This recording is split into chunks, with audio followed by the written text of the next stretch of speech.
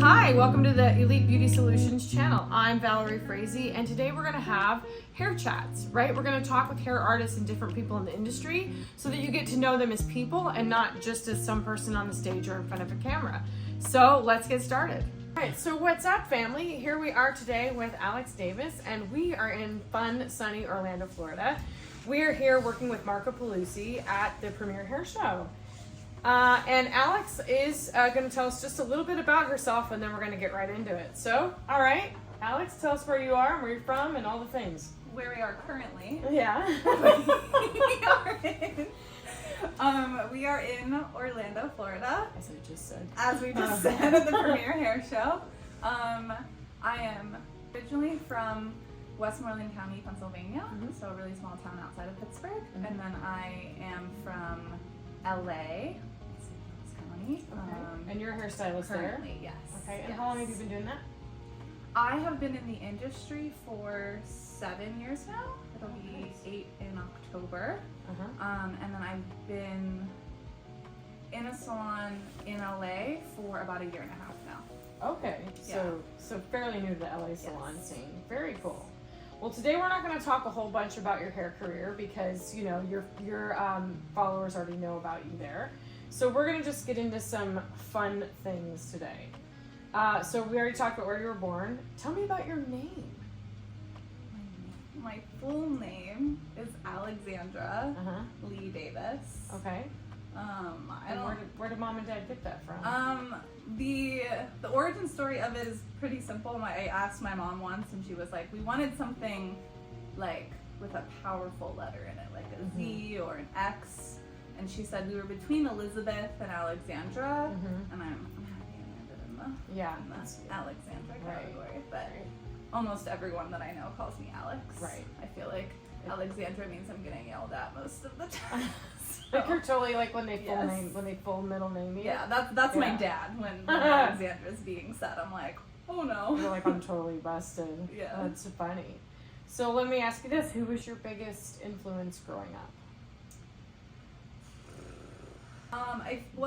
Different markers at different points in your life. Sure, yeah. I feel like all of the teachers in my life growing up, like even if that meant like my school teachers, yes, but like I had a whole dance career growing up, so I danced, I did gymnastics from the point of being in kindergarten till I graduated high school, and so that was kind of the first thought that came to my mind, were my dance teachers. Yeah. And I thought that would be the thing I would go into do in college, but quickly learned that wasn't gonna be the thing that I was gonna do. So I'll say like all my teachers, and then still going forward with all of the teachers that I get to be influenced by in this career as well. Yeah, so there's like no one person. It's a whole conglomerate of people. Yeah, and I think that the people who have taught me inspired me the most. That's awesome. I love that. So what brought you to this career then, since you said you were a dancer? So I honestly never thought that I would do this as a career. My dad is a very businessman mindset, and so this was not ever in the category of like you can sustainably support yourself on this type of income. So I just totally nixed it out of my brain. But with that being said, I had box colored my hair from the time that I was about 11 or 12 until I got my hair professionally colored at 19 was the first time I ever had my hair actually done in the salon. I'd had haircuts growing up, but I always just colored my own hair. And then I never really played with color cuts on like friends because I was too scared to experiment, but I was always the stylist at school during study hall and downtime. It's like, Alex, braid my hair. Alex, do my hair for proms. So I would do like friends' hair and my hair for proms. And it wasn't until my friend Megan, when we were a couple years into community college, she brought up this idea kind of randomly, but she was like, this is what I want to do, and I think that you would be really good at it, and I think we should do it together. And I was like, you're fucking crazy. Like, you can't survive on that in this whole like power struggle. And then got to tour a school, the school I ended up going to, fell in love. I took my dad, who was the skeptic, and he was converted very quickly. They were able to kind of get him to change Right. his mindset as well. Right. And then from there, him being the businessman that he is, was like, you should get a job in a salon first before you put the money into it. Because Right. It's a lot more after high school. Right. And so I got my first job in a salon as a receptionist, just answering phones, towels, laundry, sweeping. And first month in, I was like, I want to do this. This is where I want to be. I fell in love with just everything, the routine, All of the it. cleaning, the talking to people, the watching people come in and leave a completely different person.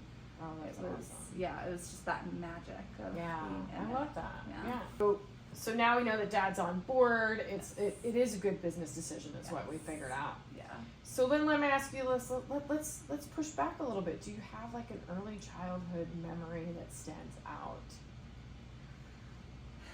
First thing that comes to mind when you say that is making mud pies in the yard. That's like the first thing that came to mind. And then off of that is I would build fairy houses in the yard as well. 'Cause I grew up on a lot of acres of land, kind of in the middle of nowhere. Right. And so we played outside a lot. And we had this designated rock that was the fairy rock.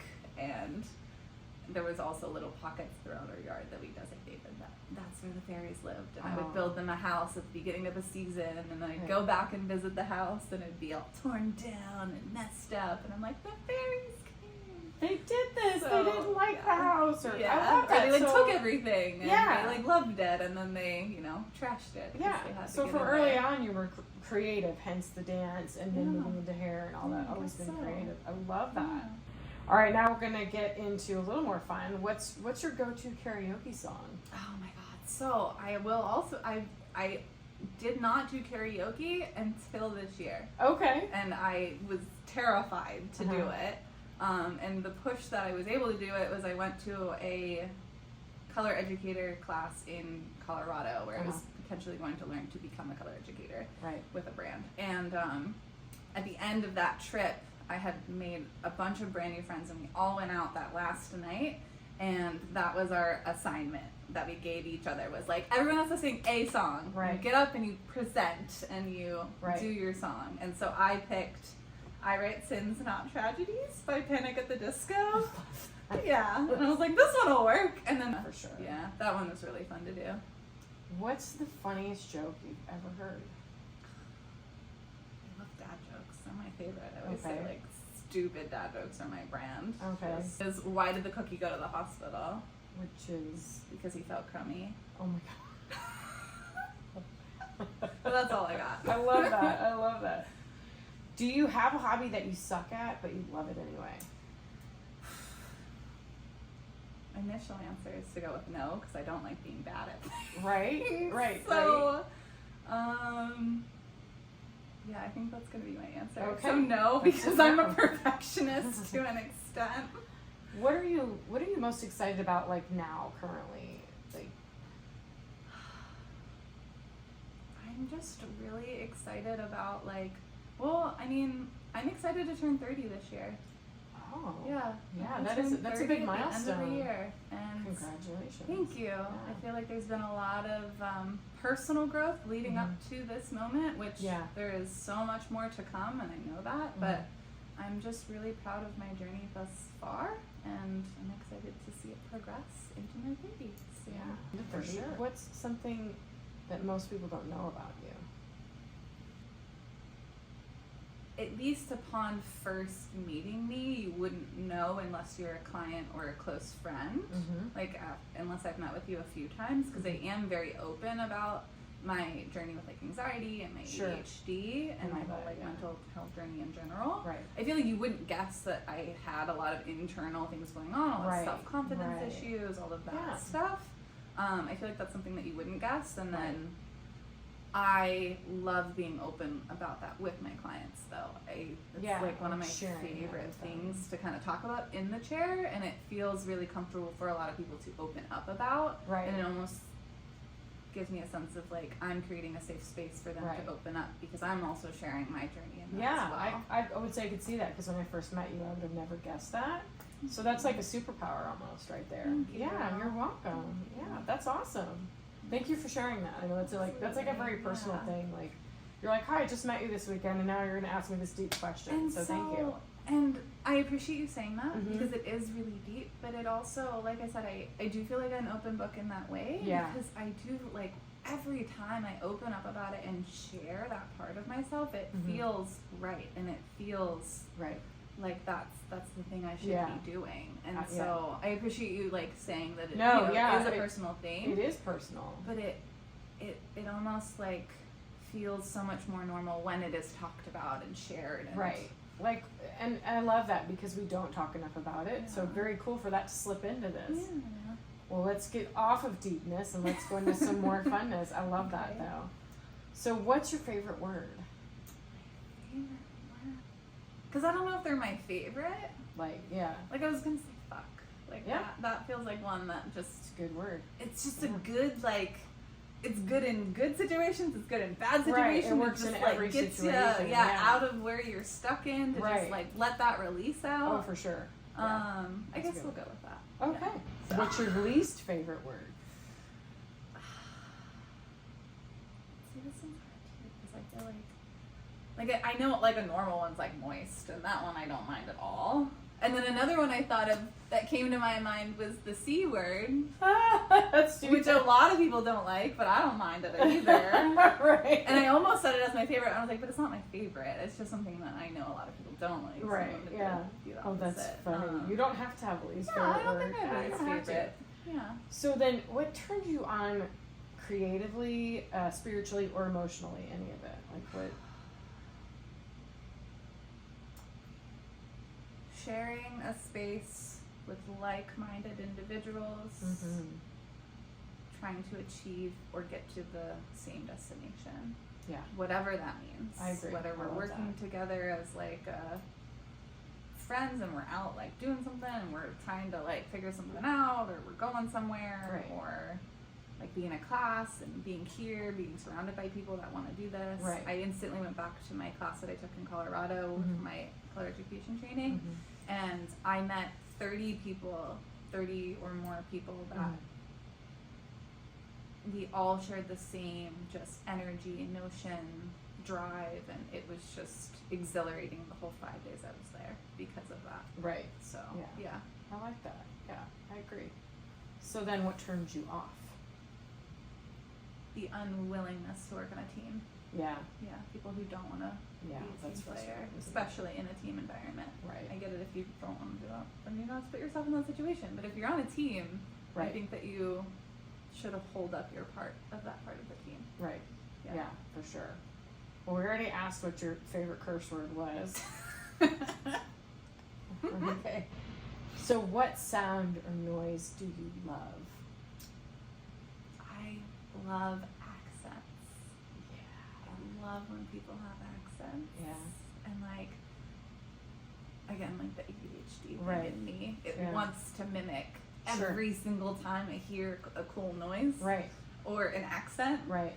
And yeah, I love people with accents. And Oh. so, like, when Nicholas's, like, New England state accent comes out, I'm like, You're like, I'm I excited. love it. Yeah. I like that. I like Yeah. accents too. Yeah, I'm like British, Australian, yeah. Any of Ugh, it. so good.